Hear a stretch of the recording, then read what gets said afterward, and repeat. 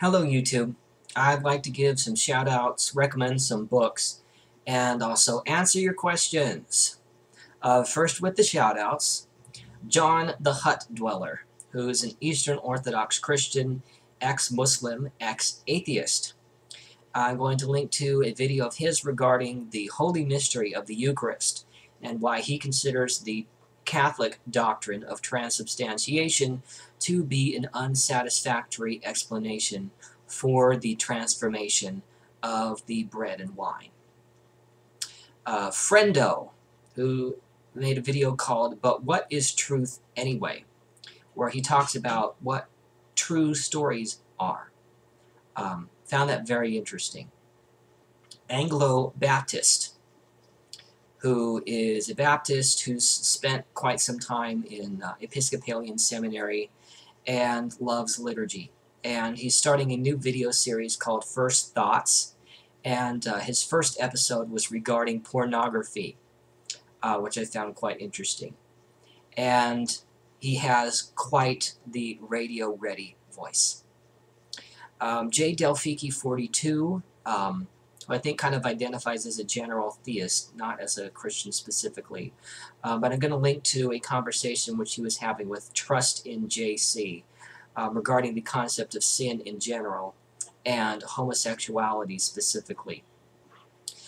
Next would be the enigmatically titled Mr. Atheist Christian, who's uploaded various lectures and interviews with biblical scholars. I'm going to link to an interview with Robert Price regarding his book, The Case Against the Case for Christ, which was originally a book written by apologist Lee Strobel. Now, with the book recommendations, this is not specifically a recommendation for this book. I just wanted to provide some evidence that I have actually read this. Okay? So all of the people commenting on the video that I made before the book was published can suck it. Alright? Enough of your complaints that I haven't read the book. And quite a bit of what I predicted was going to be in the book was in the book. So I may make a video about the book and my thoughts on it sooner than later. Next, the actual recommendations. Who wrote the Gospels by Randall Helms? He does have the very interesting idea that the Gospel of Luke was written by a woman. You know, I don't necessarily agree with that conclusion. But I do like the evidence that he presents for the idea that the Gospels of Matthew and Luke were intended to be, modified versions of the Gospel of Mark, intended to be replacements for Mark in their specific communities. And, it just so happens that we can now read all of them side by side. So he also provides evidence, argues his case that the Gospel of John has gone through 3 different iterations. Another book by Randall Helms is called Gospel Fictions. So he presents his case that the infancy narratives, the miracle stories, the passion narratives, and also the resurrection accounts are fictional and contain story elements which have been borrowed from different passages in the Old Testament. So, which again is the Hebrew Bible being read as, containing stories about Jesus. So these stories about Jesus were then constructed based upon what was gleaned. Another recommendation would be Who Wrote the New Testament? The Making of the Christian Myth by Burton Mack. So he takes the position that, kind of like the prose of the Hebrew Bible being the myth of origin for the nations of Israel and Judah, the writings of the New Testament and the Gospels and the pastoral epistles, the Acts of the Apostles specifically, are the myth of origin for the Christian religion. A position which he takes, which I haven't been exposed to before him, which I'd like to look into further, is the idea that the historical Jesus was not apocalyptic, and that the apocalyptic pronouncements were added in at a different time. So in his reconstruction of the Q Gospel, which is used by Matthew and Luke, which is a separate book, he argues that there's basically 3 different strata of tradition in the Q Gospel, and that the apocalyptic pronouncements weren't added in until the 3rd strata of tradition. Also, some books which I'm going to be checking out soon are The Human Faces of God, What Scripture Reveals When It Gets God Wrong, and Why Inerrancy Tries to Hide It, by Tom Stark. So this book was recommended to me recently, and it's written by a Christian who attempts to point out why evangelical apologists and biblical inerrantists' approach to the Bible does not satisfactorily deal with difficult questions which the biblical text raises. Another book would be David's Secret Demons, Messiah, Murderer, Traitor, King, by Baruch Halpern. So Halpern takes the position that the history of David in the books of Samuel and Kings is essentially apologetic literature for the character of David, and that it attempts to cover up his own treachery and corruption. It's propaganda. And also another book I'm checking out is Studies in Ancient Yahwistic Poetry, which is a joint doctoral dissertation written by Frank Moorcross and David Noel Friedman. So this covers some of what's considered the oldest religious tradition in the Hebrew Bible. So this covers the passages, the Song of Miriam, which is also called the Song of the Sea, in Exodus 15, the blessing of Jacob in Genesis 49, the blessing of Moses in Genesis 33. So not the Song of Moses in Genesis 32, although that does receive a lot of attention among scholars, and a royal song of thanksgiving, which is found in both 2 Samuel 22 and Psalm 18. So the edition which I've gotten, which was published in 1996, so it also includes prefaces by both Cross and Friedman, retouching the dissertation which they wrote way back in 1950. And I'm going to include ISBN numbers and Amazon links for all of these books in the description. So on to the questions. Darnock asks, what are your goals on YouTube and where do you see yourself in 5 years? I don't really know that I have any goals on YouTube other than continuing to use it as a place to formulate and kind of codify my thoughts at a particular point in time, and to interact with people who I enjoy spending time with. Where do I see myself in 5 years? I don't know exactly, but probably somewhere else. If you could, which countries would you visit and why? I would like to visit Scotland. The sprawling green countryside, and spending time in little rustic bed and breakfasts sounds appealing. Thunderbolt 94 asks, what are your current political views? Do you consider yourself liberal, conservative, libertarian, independent, etc.? Or do you not care about politics? I'm registered independent, but the last time I took that political compass test, which I know a lot of people don't like, but the last time I took it, I was in the both socially and economically liberal quadrant. What are your current views as to whether a God exists? Doesn't necessarily have to be the Christian one, but a God in general. Someone else asked that later, and I will get to it then. What made you decide to make YouTube videos? Well, at the beginning of last year, I decided to go through a Bible reading plan that was designed to take me through the New Testament 2 times and the Old Testament 1 time in 1 year. I considered this to be very important because at the time I was kind of also in a process of, church shopping, intentionally to find out in what kind of church I belonged, and which church I considered to most accurately represent the beliefs presented by the Bible.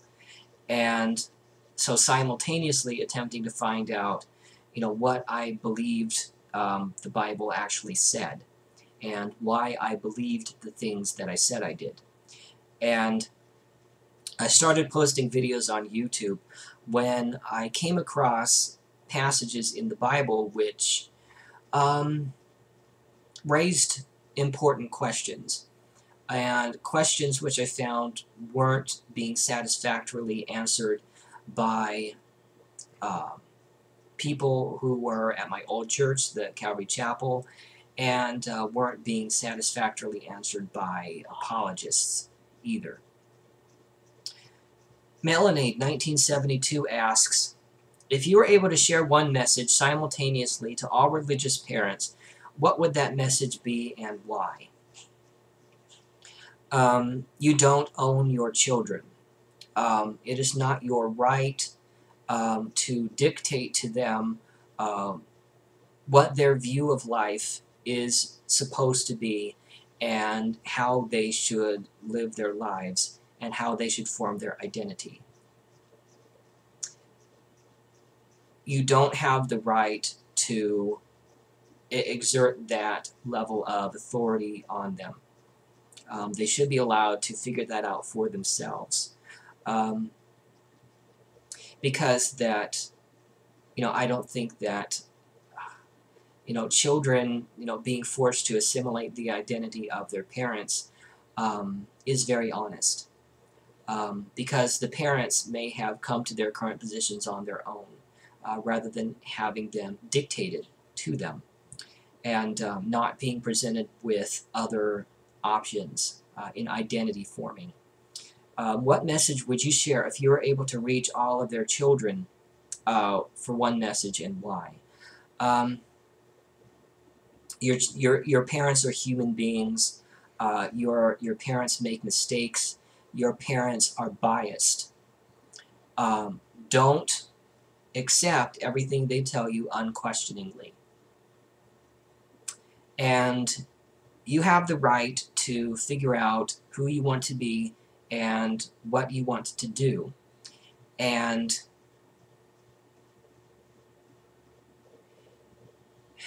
on one level, if your parents don't like that, then that's too bad. JC Rebel 18 asks, have your favorite films changed? Not really. Over the past 2-3 years, my movie viewing's kind of gone way down. I watched all the films nominated for Best Picture last year, but yeah, the total number of films I viewed last year is probably between 20 and 30. Not that many by my standards. What would be your favorite film of the past decade, from 2000 to 2010? It's still Mulholland Drive by David Lynch. What are my top 10 favorite books and or book recommendations? Well, I've recommended some books here, but when it comes to a top 10 favorite books, I just don't consider myself to have read enough to kind of informedly put together such a list. Vim Sweden asks, a question with a long intro. Ancient theists thought of gods as spatio-temporal beings who decided to create something and then do it in a temporal sequence. But in the modern conception, these beings have become spaceless and atemporal, existing simultaneously at every time we can conceive of, creating the paradoxical situation that they have always coexisted with their creation. Do you think this will lead to more pan/entheistic views of gods to the detriment of creator gods? To answer that briefly, yes, particularly among religious progressives, or non-evangelicals. Yes. The Mudbrooker asks, if you could have any 5 people in history over for dinner, how would you cook them? And as I was thinking of this, it kind of popped in my head that it kind of made sense. The idea of ironic punishments in the afterlife, because it's something which almost comes intuitively when thinking about what we consider to be the misdeeds of historical figures. So, to answer your question, Paul of Tarsus, deviled; Caligula, deep-fried; Attila the Hun, stewed; Tomas de Torquemada, barbecued; Adolf Hitler, baked. Ryan M. Shepard, 92, asks, are you an atheist? If not, how would you define your position? I guess that kind of depends on what your definition of atheist is. If your definition of atheist is not believing that any gods exist, no, I probably wouldn't put myself in that category. At least not right now. But if we were to define the word atheist as non-theism, as not believing in a God which interferes or intervenes in the natural world and in human affairs, then yes, I could be classified as atheist. I don't believe that such a God exists. You also ask, is there even a slight chance that you'd ever consider converting back to Christianity, or are you past the point of no return?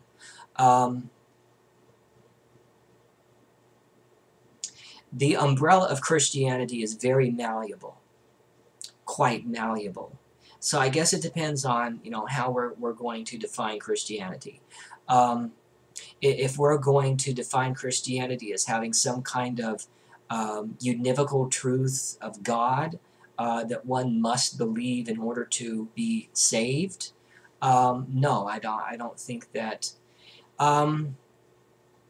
it will be very likely for me to return to such a belief. Although I really don't like ruling things out absolutely. If I were to kind of take the position that that there are truths and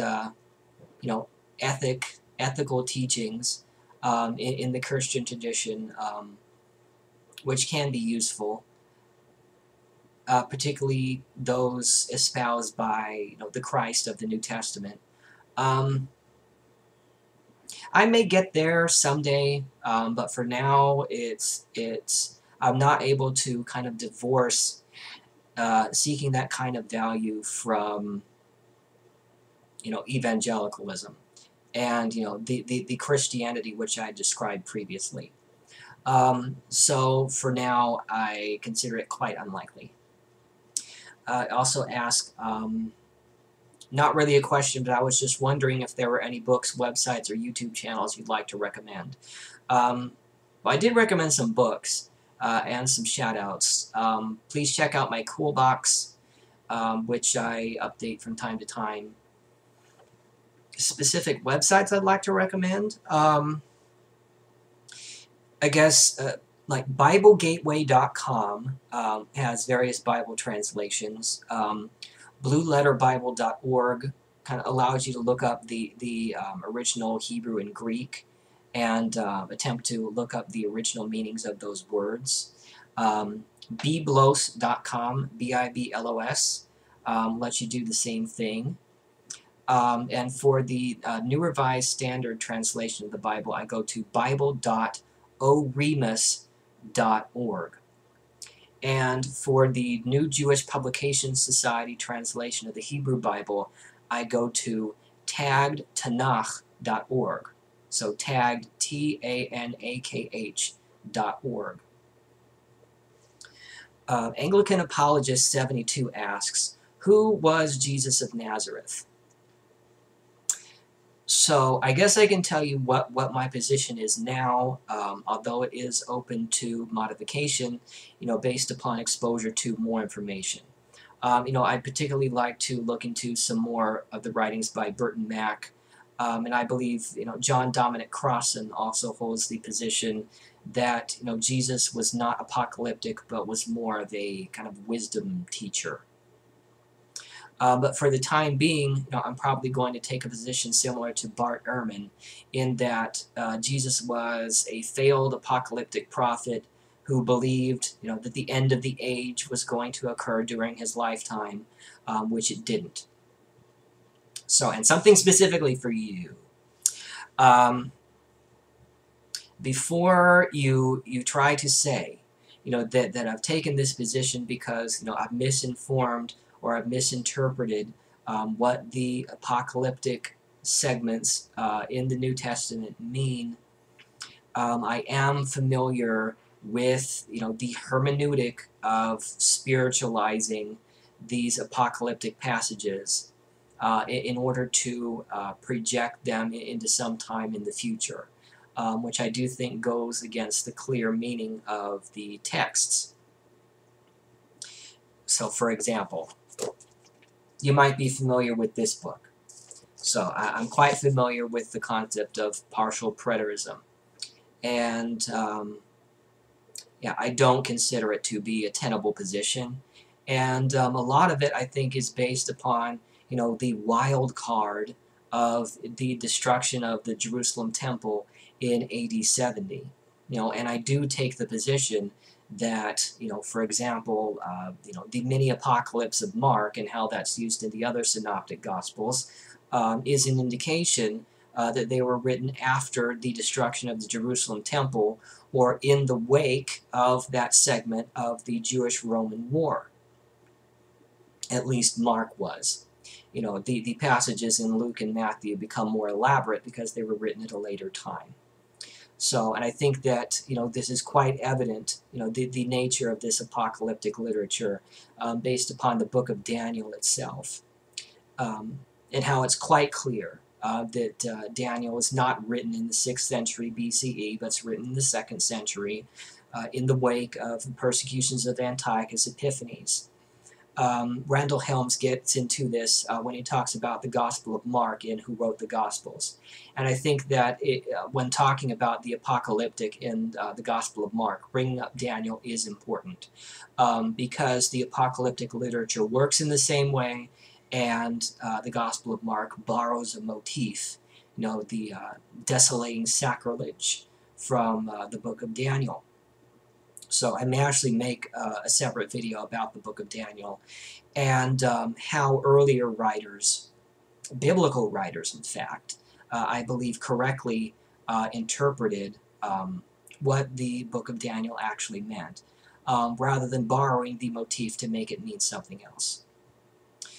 Logical Thinker 667 asks, what do you think about the fact that Creation Wiki has you listed as an atheist? Well, I guess depending upon the definition of atheist, that may be correct. And I really don't care. I really don't know anyone who considers it to be a reliable source of information. Guinea Pig Dan asks, if you were to go back to being a Christian, what beliefs would you hold, and how would they be different from what you held the first time? Well, I think that, evangelicalism is entirely out of the question.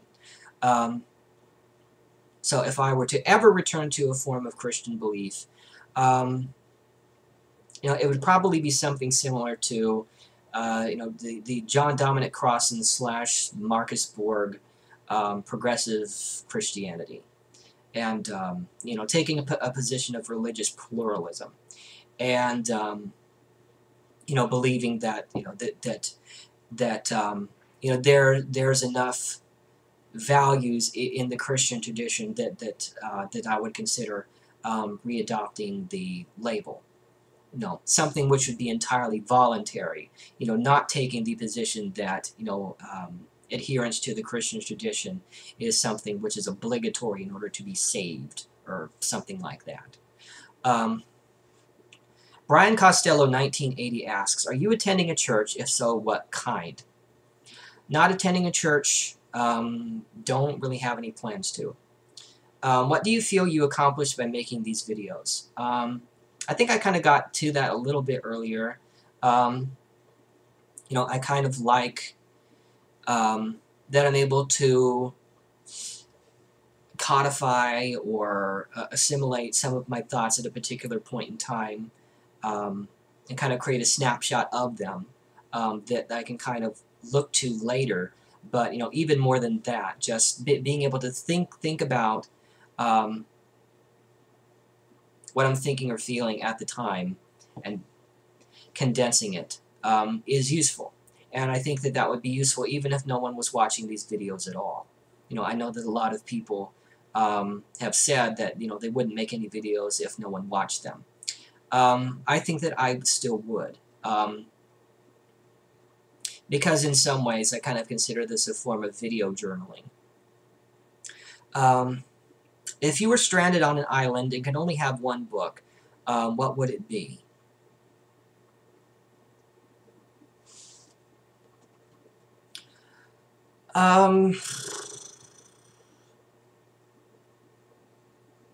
Now, is this an actual book or a hypothetical book?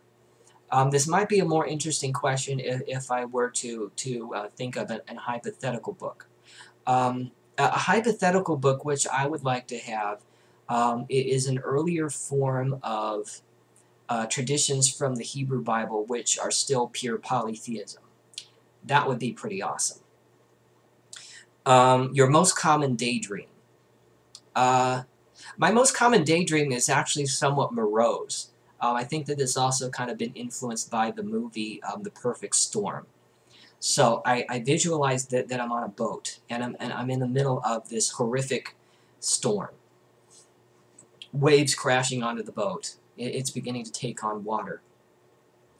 And I see this unimaginably tremendous wave that the boat's going to have to crest. And it's working and working and working. You can almost feel the boat dying trying to get over this wave. And right when it's going to get over the wave and go to the other side, the boat topples onto itself and I drown. So that's the common daydream you're going to get. You also ask, does heresy precede orthodoxy? And if not, what do you think the most correct form of theology is from your reading of the Bible? Well, the concept of heresy didn't exist before orthodoxy was established. There was, at one time, different Christian communities constructing their own ideas of what the Christ was, and what they considered to be the kingdom of God, and how they felt they should live it. But then you kind of get the assertion of authority, and once you get the assertion of authority, you get the idea that our ideas are right and your ideas are wrong, and your ideas need to be destroyed. So I don't think that's a valid question. Also, the most correct form of theology from my reading of the Bible. I don't think that a single theology can be applied to the Bible. The Bible's not a single book. The Bible is a collection of books with a whole bunch of different writers from different times and different places who all have different ideas of what they consider God to be and what they consider God to expect. And superimposing a systematic theology, I think, essentially silences these distinct voices. I don't consider it useful. So I'm not saying that contradictions should be created where they don't exist naturally, but the biblical writers should not be forced to agree with each other when they don't. So I think that's the questions. Thank you guys for asking them. And fellow Americans, happy Independence Day.